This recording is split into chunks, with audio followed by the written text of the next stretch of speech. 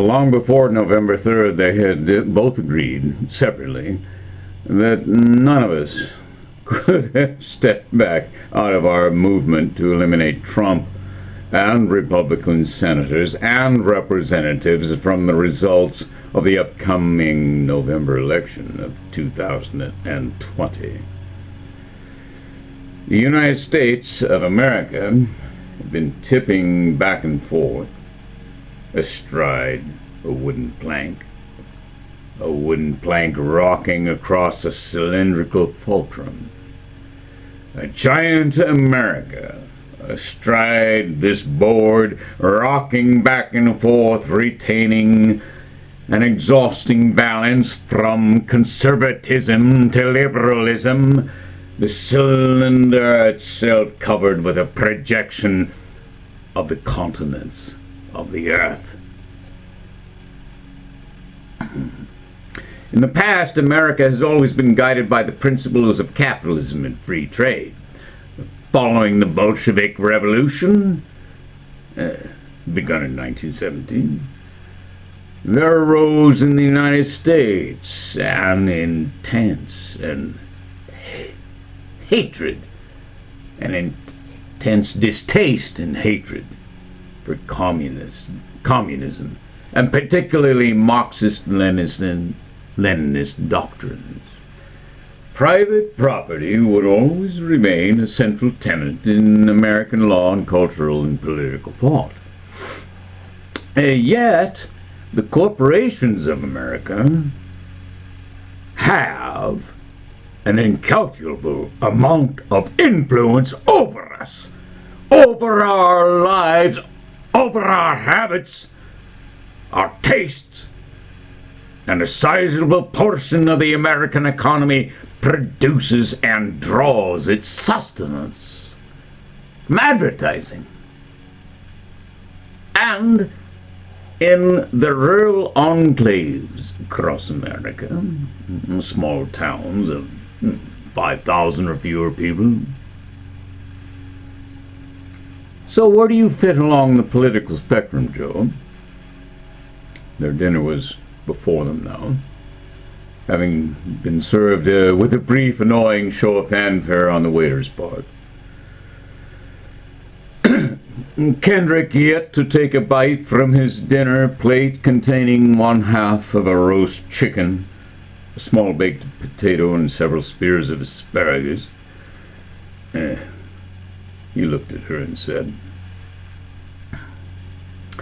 "Well, I've always voted Democratic ticket, but at heart I'm a socialist. Democratic socialist. I'm a progressive like Elizabeth Warren," she said. "It's been clear to me for some time now that the healthcare in an advanced economy with over 325 million people simply must be administered by a non-profit government agency. The efforts of the Republicans to privatize the post office have been completely destructive. Ideologues control their party, Joe." Well, in 2016, they barely managed to make Trump palatable to the evangelicals. But that fat old con gave the church people what they wanted: two staunch anti-abortion Supreme Court justices. But say, would you tell me what you know about our secretive megadonor? Well, most people in D.C. find politics so inescapable, and so we make the best of it, she said, as if not having heard him. But here in Washington, he said, you've got two distinct groups of insiders, apart from negotiating meetings at on one piece of legislation or another. I don't expect you and the Republican folk here to rub shoulders all that much after a hard day's work in Congress. She laughed. She wasn't sure why. Kendrick had a straight, serious face. In some ways, he was quite simple and direct, she thought. We vote-seeking campaigners from both parties all subscribe to the guiding principle that politics is theater. But as for the donor, his name is Felipe Obrador. He's quite brilliant, really. Women find his old world charm refreshingly attractive. He studied at Oxford and Sorbonne.